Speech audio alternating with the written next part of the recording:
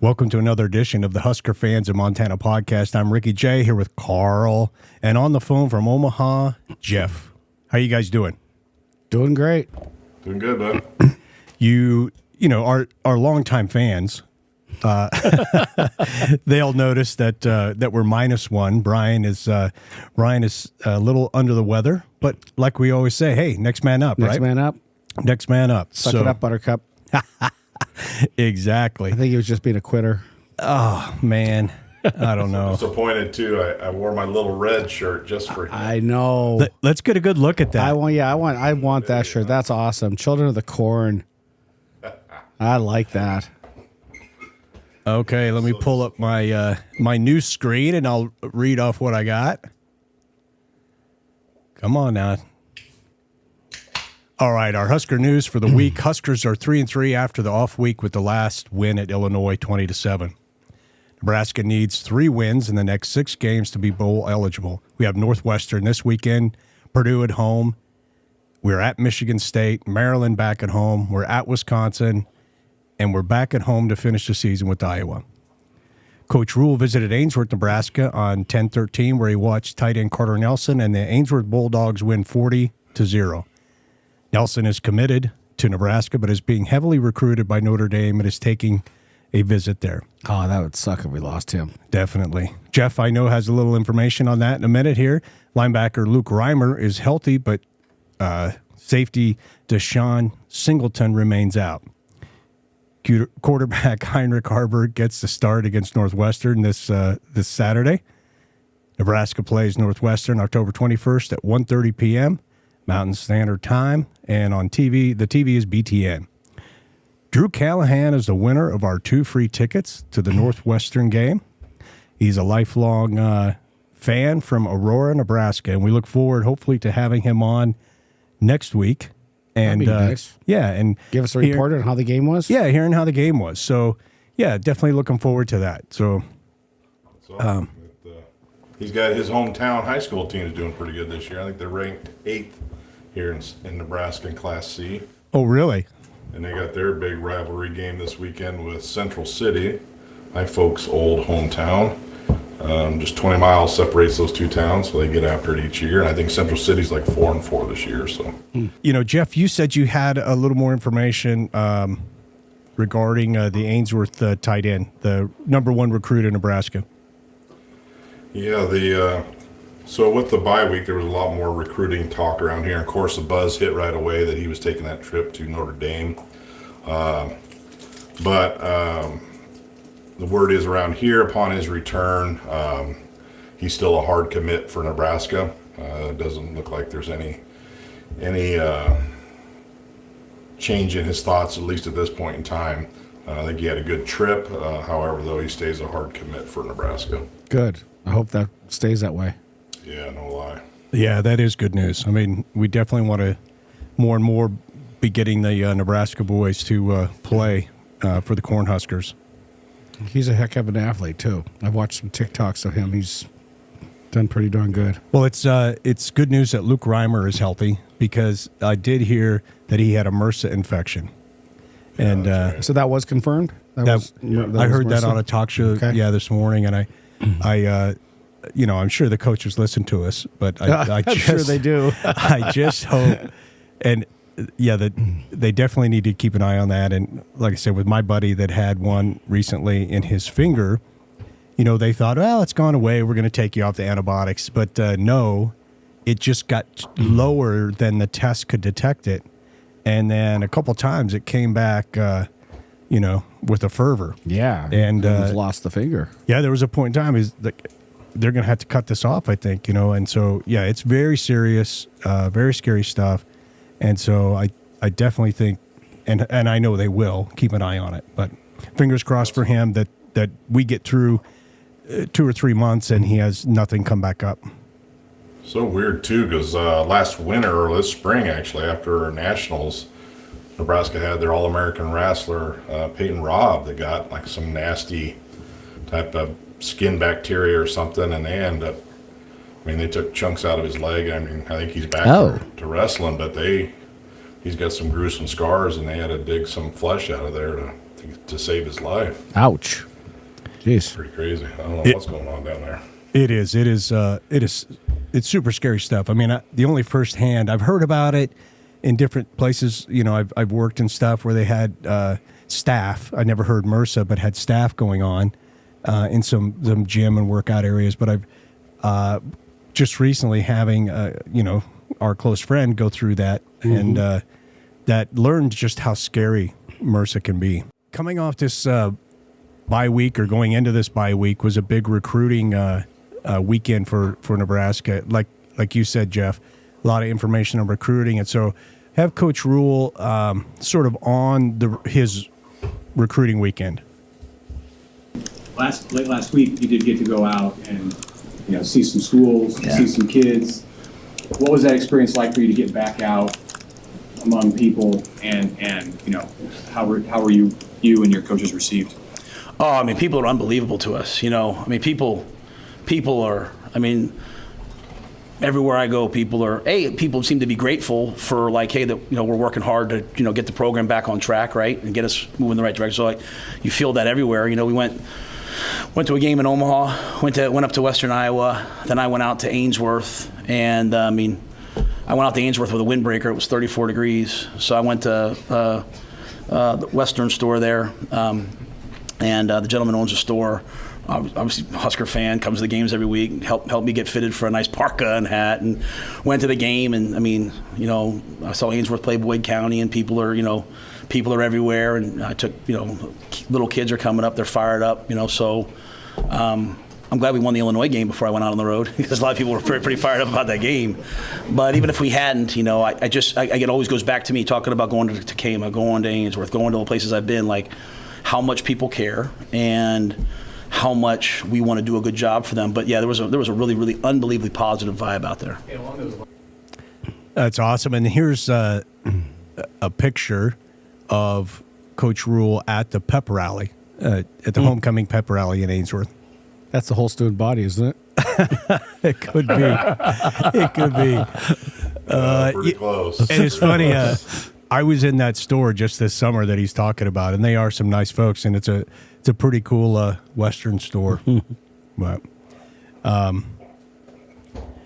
don't know if you guys saw this, but Coach Rule was asked his thoughts on recruits that are looking other places, and no one specifically said the Ainsworth player, but that was kind of the implication, I think. Sure. So here's this gets a little longer, but it's his response, on recruits looking at other schools. So you're getting to the time of the year where your seniors that you recruited are putting stuff on film. Other schools might get interested in them. Bring them in for visits. Not as it relates to anybody specific who you're recruiting or who's committed to you, but how do you approach that with kids that are committed to you if they want to engage with another school, take another visit, have conversations? Yeah, sorry. First of all, we're not. I have this thing. You never get mad because you have to recruit somebody, right? So we're like, I didn't just take this job. I'm sure you guys have had other opportunities. You've looked at other jobs before. So I only want people to come here if they really want to be here, because I know what we're going to demand of them, but I also know what we're going to pour into them. And so I want people to come here eyes wide open. So you have to understand that sometimes you fall in like two tiers. There's guys that like, hey, we'll wait till signing day 4, and you know what I mean? Like, hey, we're going to battle for you till the very end. And then as numbers crunches happen and things like that, there's some guys that like, hey, if you want to look around, then just move on. We're going to, so. But when it comes to players that like, we know can really help us, they've got to look. They've got to do their due diligence, because when they come here, I want them locked in here. I want them here for the long haul, and I want them here for the right reasons. But we're not second to anybody, and we're not backing down from anybody in recruiting. Recruiting is a lot different now, right? There's different things tied to it sometimes. But when it comes down to just where a player wants to go, I have no problem. When players have called me and said, hey, Coach, I'm going to go visit this game or go visit this school, I said, have a great time. Have a good time, If they're thinking about, sometimes it goes a little further than that, then I have to make decisions. The thing that's going to be hard for us is, not hard, but a lot of our seniors, a lot of our guys that have COVID years are having really, really good experiences. Ramir Johnson the other day, if we can, he's going to come back for his 6th year. Like a guy that when I got here, people weren't sure if he'd even stick around for this year. He wants to come back for his 6th year. So we treat players really well. we care greatly about them, and we also push them. And so a lot of guys aren't going to want to leave the program. Like Marcus, Washington said, "Coach, is there any way I can get an extra year?" I said, "Man, you were dying to get out of here, and now you don't want to leave." I love Marcus Washington. So we'll have to figure some things out roster-wise, as we move forward, because guys aren't, some guys will want to move on, some guys will want to stay, and I think that's a really good thing. But yeah, we're not afraid to recruit. I love his comments on that. I really do. Thoughts?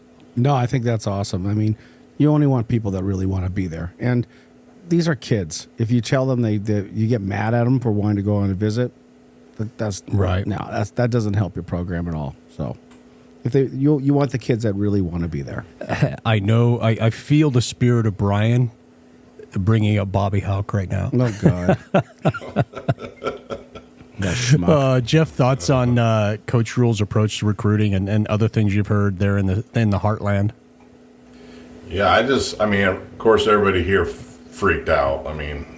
That's every sports channel and everything had it, and they were freaking out. But I think he puts them at ease like that, just the confidence that he exudes, like, hey, we're going to be second to nobody. Like, go get it, go check it out. So I'm continually get impressed by how he handles himself and just the confidence that he exudes without a lot of arrogance. So he pleasantly surprises me with the approach that he has to a lot of things. So this that kind of closes the door on recruiting. This is his comments on the progress made during the off week. Some young players that are redshirted, we were able to get them way more reps. Some guys, we moved positions. Hey, hey, I know you're a D lineman. I'll play a guard for 3 days, and after the initial shock wears off, But I think hopefully they all understand it's because we think they're good players and want to get them on the field. So we were able to move some guys around. We were able to do some of the things we talked about, try some things for the guys that are playing, and then we were able to get some young guys in there. With the goal of, as we come down the stretch here, we're worried about this week, but we have some guys coming, maybe we get Buford back for a couple, maybe we get Deshaun back. So getting DeAndre Barnes and Ramir Stewart, getting them ready to play so that as we have injuries, we have another crop of guys ready to go. So it was a really pivotal week for us. Yeah, pretty quick take, but it just, you think back to August and these guys were not going to be playing. And now, right, you've got true freshmen, starting at wide receiver, and the team really needs them. And what a turn. And obviously our two running backs going down. We may be playing the best quarterback now, but he was second string. So the things that they've had to overcome on this team so far this season, injury-wise, is quite amazing. I can imagine a defensive lineman. Oh, we're going to put you over on offense, have you play guard. Just a little bit different mentality there. Right.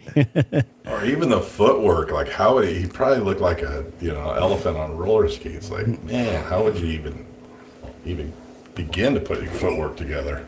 Yeah, that's a tough one. It is impressive. Now, here's just very briefly, just kind of rule on injury update. Just injury update, and you might have to help me with this. Luke Reimer will be back with us this week.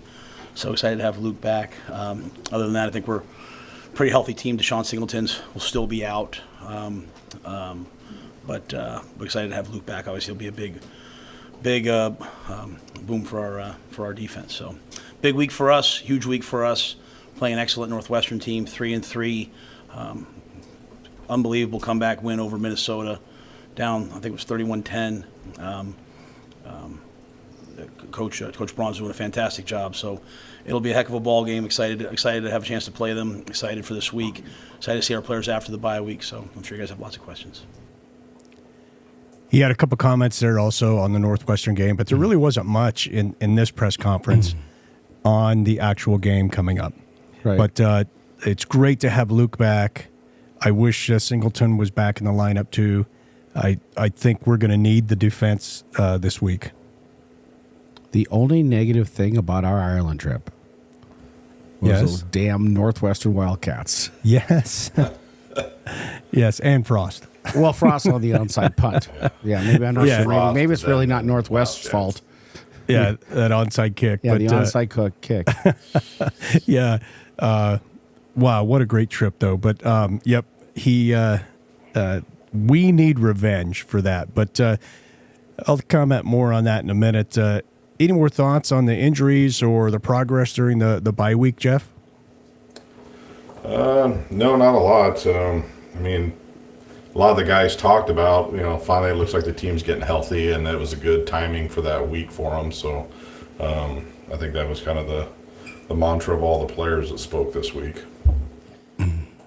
Yeah, I agree. Well, before we move into the actual game and discussing that, and we've got a few videos on some things in that section, but give us an update, Carl, on Montana football. Got to give it to them. I'm sure it wasn't Bobby's doing; it was the team's issue. But they actually went out and beat number 3 Idaho. So they moved up quite a bit, up to 6th and 9th, depending on which coaching poll. But they actually looked pretty decent against Idaho, and it was in Moscow, Idaho, which is not an easy place to stay because that is one of the worst stadiums I've ever seen in my life. 14,000 person capacity, and you kick the field goal, and it immediately bounces off the back wall. Right, when you're doing it. But no, they held on. They had to kind of hold off an onside kick that ended up there was a penalty on, and I'll give it to them. They knocked off the number 3 team. So that's pretty good. I'll take it. That's very good. I saw part of that game, and yeah, I went to a track meet in that facility, and it's the worst place. It is really dated, and you're right. It's the Kibbe Dome. It would have the potential of being really loud in there too, because it's not Could be. big dome stadium. No, it's like a garage. It's a concrete garage, for God's sakes. Right. I've seen I've seen shops in Nebraska that big farmers and ranchers have that are bigger than that place. I'm not sure how Idaho ever moved up to Division I for those couple of years with a 14,000 seat capacity stadium. Yeah, I don't know. I thought either. you had to be a lot higher. I thought you had to have at least 28 or something like that. So I'm not sure. I could be wrong there, but I don't know how they ever met D1 requirements for stadium capacity. Huh. So Well, I guess this is a good moment though to thank our sponsor too, Lewis Clark Brewing Company. Yep. I'm doing a Hell in a Haze. and I'm it. doing the hoppy hard seltzer water.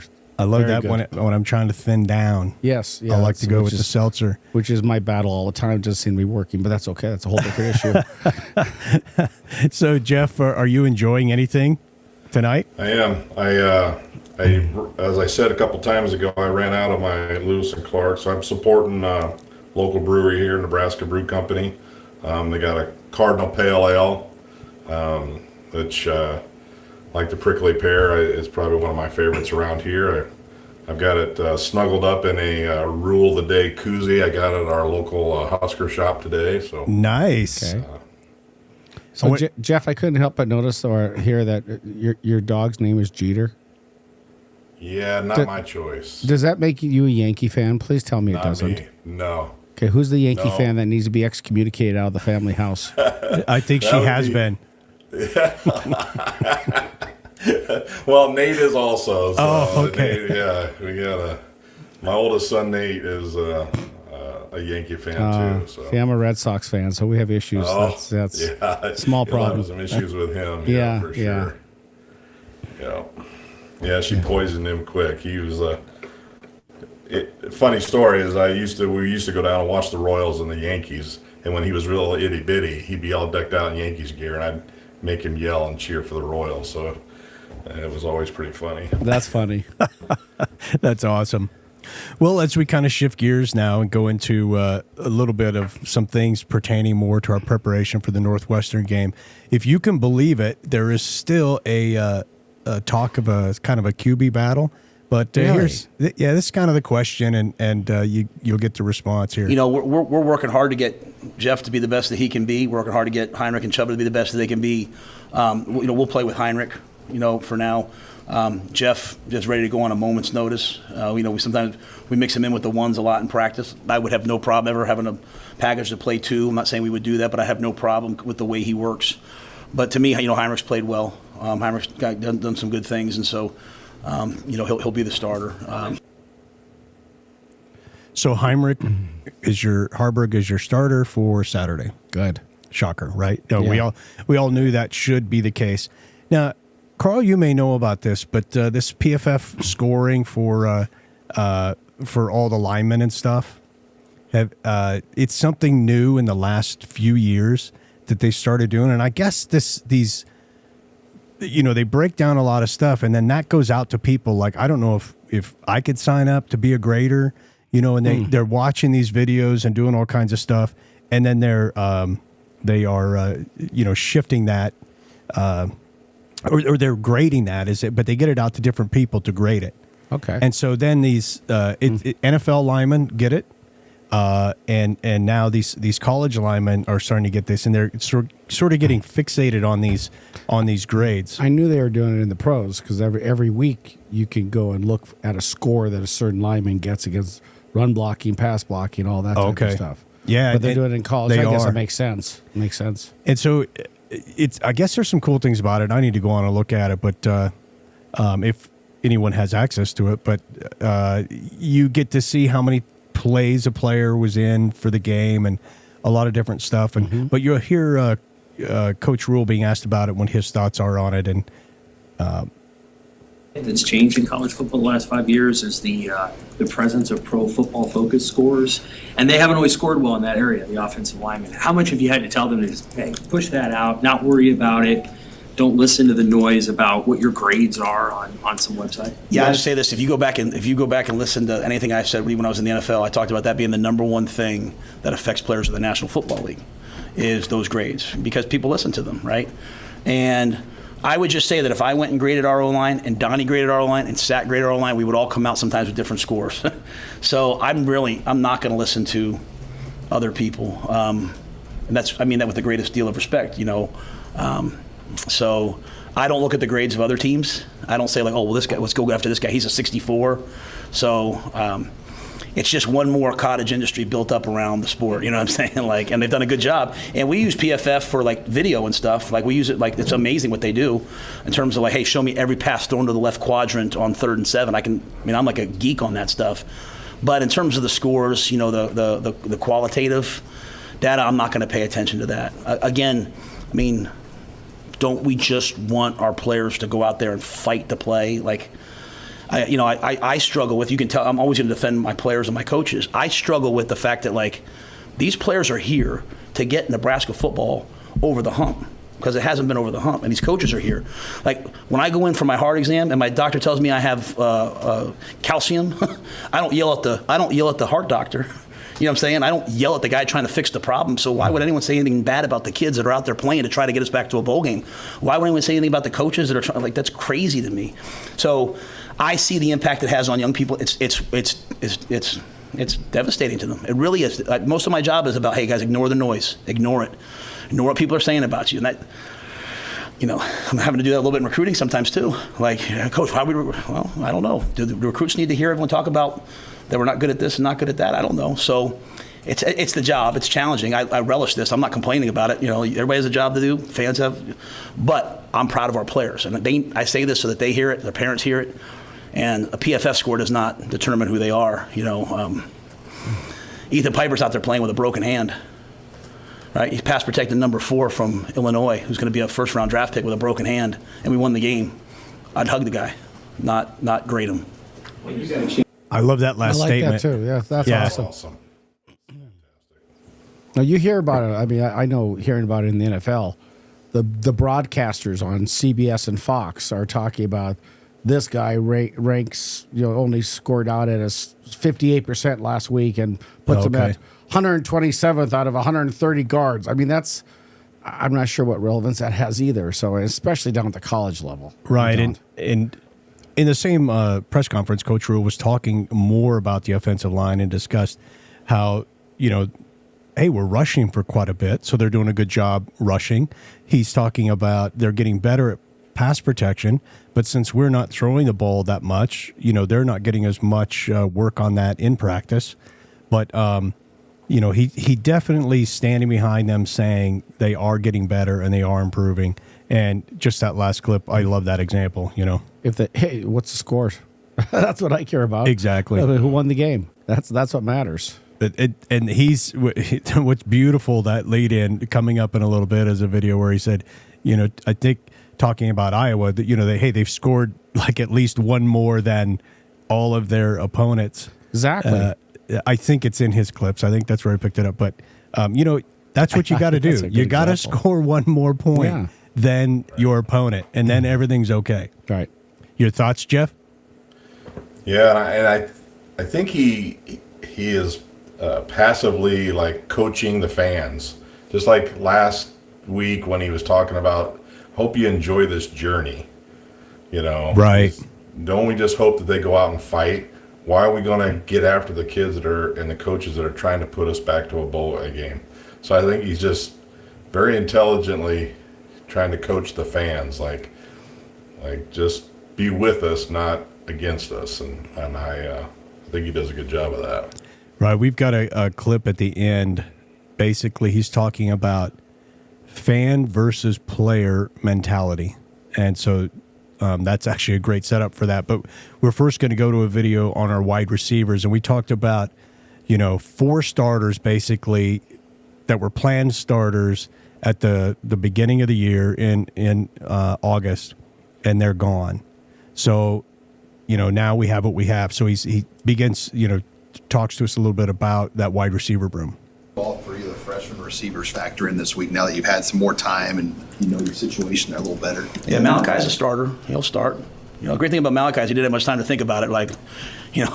Unfortunately, Marcus went down and Malachi had to run out there and play, and so he played well. I mean, he's got things that he does differently that we have to adjust. The things that he loves to do, like we have to factor some of that in. Jalen Lloyd's going to play a ton. Jaden Doss is still kind of in the middle. When you're a freshman receiver and you don't practice for whatever it was, 5, 6, 7 weeks, that's difficult. The other guys practice, but Jalen's ready to go. Malachi's ready to go. And what I saw from them last week, Sean, was I saw them they showed up last week. They knew okay, it's time to play. Saw Quentin Ives, he showed up. He said, hey, it's time to play. And Jaden showed up too. I'm not sure exactly where Jaden will fall on this whole thing, but the great thing about the last game is, I think Alex Bullock has figured out that he's a really good player. 4th and 3, he makes an unbelievable catch. He makes a great catch on the slant.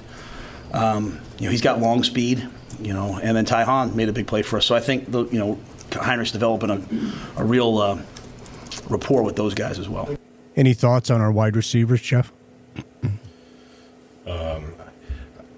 Obviously not what we prepared for, but I'm kind of anxious to see in these last 6 games what these young guys can do, and sometimes it seems like a black cloud for our future, like that we can't redshirt them. But then on the flip side of that, in 2 years when they're juniors and they've got all this experience, they may be just, mopping people. So in one hand, it's not exactly what we wanted, but it may pay off dividends in a year or two too. I agree. I think we talked about a little bit last week. It'll be interesting to see whether a redshirt year would benefit someone more, or maybe getting that experience would benefit someone more. And it will be kind of interesting to see. Plus, it doesn't actually hurt your recruiting because you get these guys in that may think they may be able to get the field sooner. True. Yeah. So some of these guys want to play right away, and some of them can. Not everyone needs 2 years to develop type of thing. So right. And it teaches them to be ready. You never know. Like, you maybe went into this year thinking you're going to maybe play 4 games and get a red shirt, and now all of a sudden you're full-time starter. So, well, hell, that's like Carl. He sits back there drinking whiskey once in a while, throwing in a comment, just looking good. I'm ready to go. I'm ready to step in. Then your next thing, Brian goes down and he gets called up to the second seat. Yeah, no red shirt. Dividends. It blew my red shirt year, but that's okay. I'm ready to play varsity. Well, the red shirt year we definitely had to blow is Jeff's, because now we can't. He's going to be in more than 4. Oh, so yeah. Dang it. Yeah. So red shirt's out. You're in the game, Jeff, every week. Yeah. Every week. And it gives us the pulse in Omaha, what's going on. I wanted to look up more on Northwestern, so I will apologize. I don't have stuff from their coach, and I don't have, specific, if he had any specific game comments out there. But I had to drive and wanted to drive an hour and a half each way to a young man's football game, his eighth grade game last year, or last game, and they won. It's their first victory of the season. So I was super thrilled for him, and he had some great plays throughout the whole season. So it was worth the drive, but I got a little less prep done. You stormed the field, didn't you? You did. I did. You tear down the goalpost? I had my shirt off. I had paint, my chest painted. Yeah, it was. Yeah. It was Truck it over junior high students. Yes. Yeah. High stepping all the way. It was definitely a sight not to see. Took out the band. Exactly. I don't know if I'll get invited back. Chances are slim to none next year. Oh, all right. Well, we are going to talk. So the whole thing is this is the last year of the Big Ten East and West. We got more teams coming in next year. So it'll just go to the top two teams will then end up in the playoff game. So this year, East still meets West, the champions of each side. So there's people talk about a big power disparity between the East and the West, that the East is much stronger. And you do see in the crossover game some reason for that. So Coach Rule was asked about that in his press conference. Yeah, I'm not worried about the big picture. I think that's the problem with Nebraska football. I think that's why we've gone 1-5 down the stretch most years. Looking at things outside of just going 1-0 this week, evaluating the offensive, defensive coaches, evaluating the offense versus all this stuff outside the program. I'm going to do my best to keep it from infiltrating the program. We've got to get a way to get 1-0 this week. We've got to try to improve this week. It's going to be a real challenge. So, to me, I had a chance to watch the teams we play. I was really happy to see Illinois play well. Because that obviously anytime we play someone, we beat them, and then we see them play well, it makes us feel good about who they are. I saw Northern Illinois go get a huge win over a 5-1 Ohio U team. So, I feel good about where our team is, but our team has got to eliminate the looking past just what's important this week. When we got embarrassed at Michigan, we didn't think about anything else other than Friday night, and we were locked in. And we're going to find out about myself as the head coach and our coaches and our players and our staff. Can we have that same focus this week? We better. Jeff, you talked about sometimes it seems like he's schooling fans, and I think right there he was schooling all of us, fans, press corps, and saying, what the team needs to focus on and what coaches need to focus on is the next day and the next game. Mm-hmm. And absolutely not worry about, we're playing this, but we suck, they suck, and we suck in comparison to the East. So I like the way he addressed that. He does say the right thing, doesn't he? I like to see him get pissed and just go off. Yeah. But you know what? I don't know if he did this when he was at Carolina, but he says the right things, which is just right for college. I don't think it wasn't a good fit for pro. Yeah, I don't know any of his. No, I didn't follow him. I don't know anything about his. He just says the right thing, and I think you're right. I think he's grooming the fans more than anybody else. Right.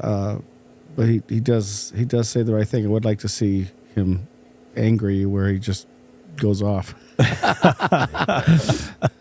Goes Saban on us. Well, yeah, something like that. Jeff, any thoughts before we go to our last video? No, I agree. I think you're right. He's teaching us how to be laser focused on the moment, not getting ahead of ourselves and not trying to fix this thing overnight. I agree. And here's a little more. This is kind of on the fan versus player mentality and that team mentality. Times you've mentioned kind of the big picture and not looking ahead and all that. Does that surprise you how much Husker fans kind of look at the big picture and always kind of taking stock of their team? Well, I love Husker fans. Let me say that. Okay, I'm talking about the team. The only reason why we have the opportunities we have is because there's so much care about the program. I just have to make sure our players don't act like fans. They act like the guys that are going to go out and play. And so if you're not careful, then all these things start to infiltrate the team. And so I go back and I just look at history. Okay, you look at the team. Look at Nebraska football over the last 8 to 10 years in the second half of the season. It's abysmal. okay? And that's not a knock on anyone. I respect the heck out of those. Those are good coaches. But, like, we can't be the type of team that, we lose. We lost to Colorado, we're embarrassed. We come back, we win. We play okay, not very great against La Tech, right? Then we go out, we get embarrassed against Michigan. Now we're embarrassed. Now we can play great against Illinois. We just can't be that team. I don't want to coach that team, and our players don't want to be a part of that team. So that's what it is. And at the same time, there's this thing out there that I can hear, right, about, like, is this coach doing they're all doing a good job. This program's not in good shape. They're all doing a great job, I think. And so I'm in charge of this football program. Like, Sat would love to go no huddle and score 50 points. Tony would love to blitz every play. I run the program. And so we're playing as a team. So all that other stuff, it's why we haven't been to a bowl game. We're the only Power 5 team that hasn't been to a bowl game in a long time. So if I start talking about bowl games, I'm part of the problem. So the fans are supposed to do this. My daughters, Dad, if we go to a bowl game, can I have Taylor Swift? My daughters are fans, right? They're supposed to do that. I just got to get the team to be really locked in to, like, today, tomorrow. Because think about Coach Braun, the job that he's done. He comes from North Dakota State, takes this job at Northwestern. He's the DC. Coach Fitzgerald, great friend of mine, a man I respect, gets let go. He steps in as the interim head coach. He's on a 1-year deal. And he's got this team battling, man. They're fighting for their lives. What are we doing? What are we going to be like? We'll find out on Saturday. So that's the message I put out there usually on Mondays when I feel this, because I want our players to have that mentality, but they will. I want our staff, and I hope our fans come to this game as locked in and as thinking this game is as important as anything else, because I respect the team we're playing, and I respect the coaching staff. To be in the situation they're in, to be down 21 points and to fight back, man, that says a lot about the character. We better have the same character. So, I really like that explanation of fans and their mentalities and what's acceptable for them to have, and then what's acceptable for the players and the team to have, and the differences between the two, and appreciation for each one. I would like to see if we could get Taylor Swift at a Nebraska game, though. I mean, think what that would do for jersey sales and everything else. I mean, come on. Oh, that's funny. Well, before we move to game predictions, and I know, again, I apologize for not bringing up more on the Northwestern team this episode, but before we move, kind of any final thoughts on anything we talked about? And Jeff, I'll go to you first.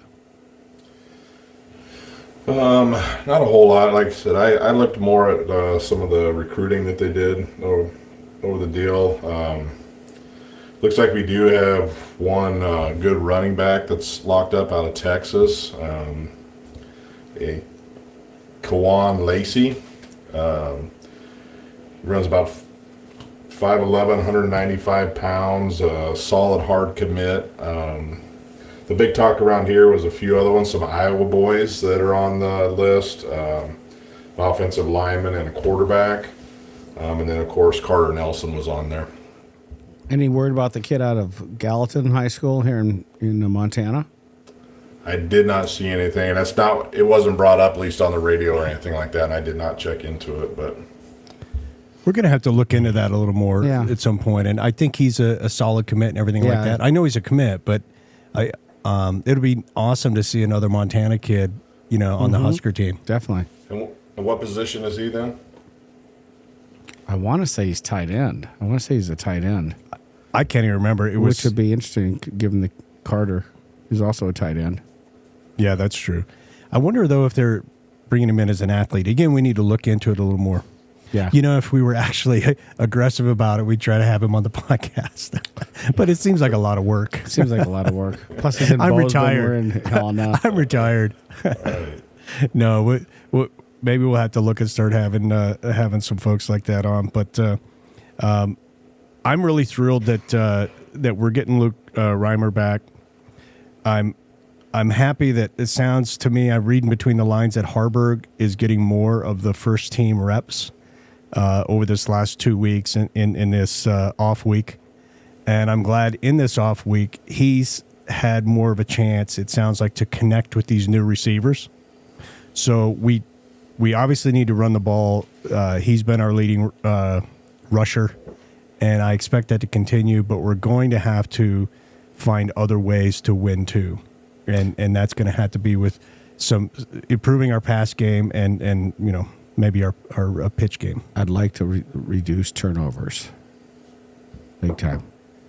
Well, I'd like us to get definitely. healthy. I like to stay healthy because, I mean, we're just getting a few people back. And let's not turn the damn ball over. That's critical. Yeah, actually, this game I just said I went to watch. The young man's team I went to see in the first half turned the ball over 5 times, and it was so frustrating. But they held the team from scoring. So, and he did a great job on defense, but it did give me flashbacks to Nebraska's first 2 games. I want to get a lead on this team too. I don't worry as much of what happened with them in Minnesota, but I think this team is going to be a nasty, scrappy team, and I don't want to get down to them or keep them. It'd be good to get a couple, double-digit lead on them a little bit, because I think our defense is good enough not to let a big comeback like that happen. But man, it definitely makes you nervous as scrappy as I think these guys are going to come out and be. So yeah, we have the game coming up with Northwestern on Saturday, the 21st, at 1:30 Mountain, 2:30 there in the heartland of Nebraska, and it's on. This is a BTN game. So Jeff, why don't you continue with that and just kind of give us? Obviously, you know that we are in Helena, Montana. It was formed on mining. We had gold mining. And so we kind of go with true gold or fool's gold when we finally make our predictions. But give us your thoughts and then prediction on the matchup this Saturday. Just following up on that, I said last time that these next 6 games make me as nervous as anything, just because up until now it was let's see if we can improve, and then we obviously have, and then the defensive is played out of their mind and surprised us all. So I am worried about this team coming in. I think they're scrappy. I think motivation for them is to show that last year wasn't just about the onside kick; it was about their team, even though that was the one game that they won. But prediction-wise, I definitely think it's true gold. I'm actually going to go out here, and I don't know what the line is, if there's even one out there, but I'm going to say the Huskers by 17. Wow. I like it. That's a big one. Carl. I feel like the offense can get rolling.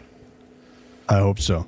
Well, I'll go with true gold too. I think we can do it if we have ball control. I'm not as confident to say a 17-point win. I'll go 21-17. Gotcha. Nebraska, though. 21-17.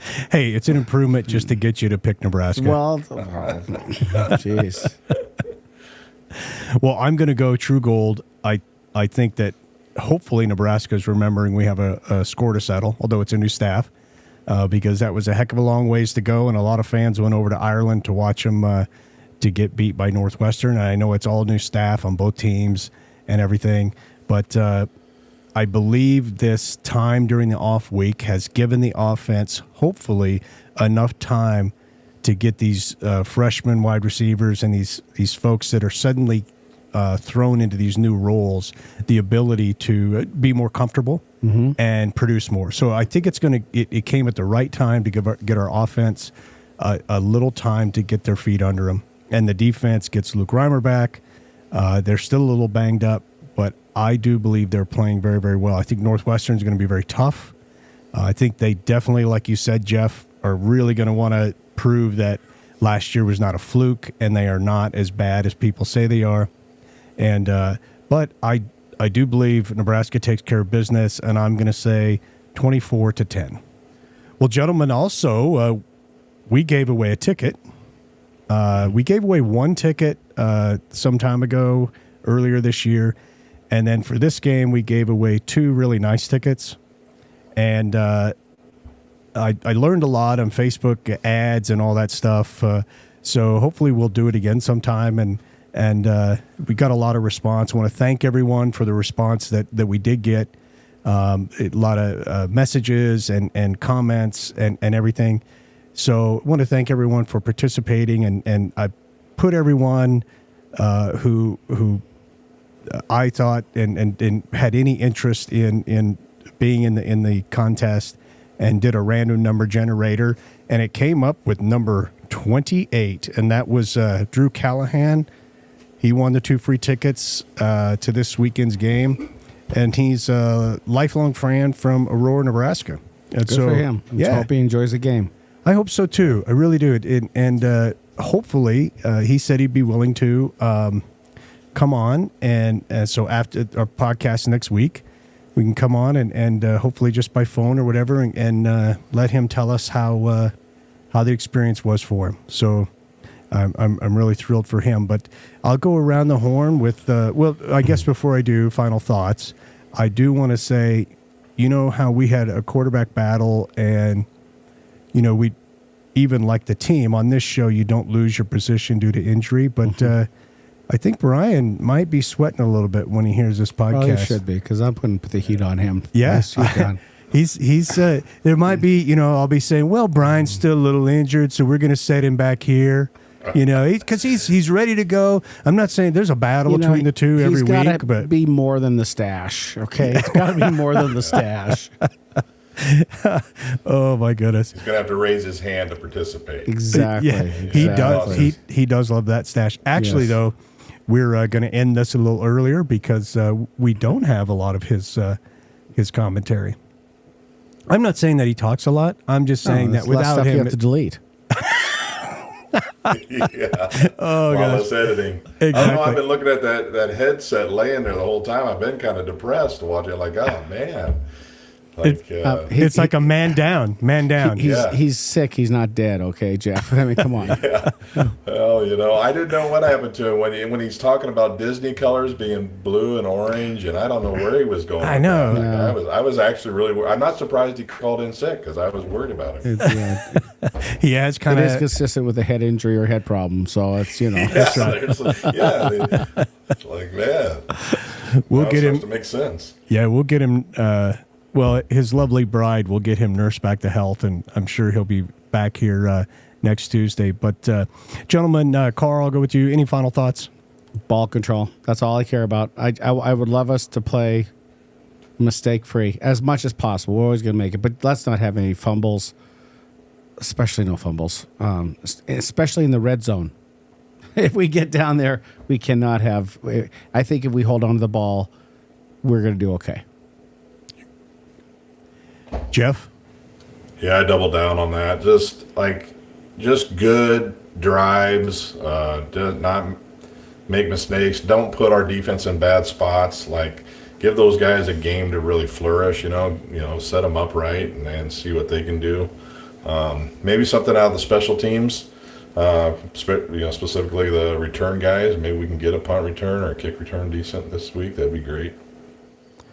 I agree. I think it's going to be a battle, but I think this week came at the right time, this off week, and gave them an opportunity to get some other things going and get a little more coordinated. So for all of us, I'm Ricky J here with Carl and Jeff from Omaha. Go Big Red. Go Big Red. Go Big Red, baby. Good night, guys. Yep. All right. See ya.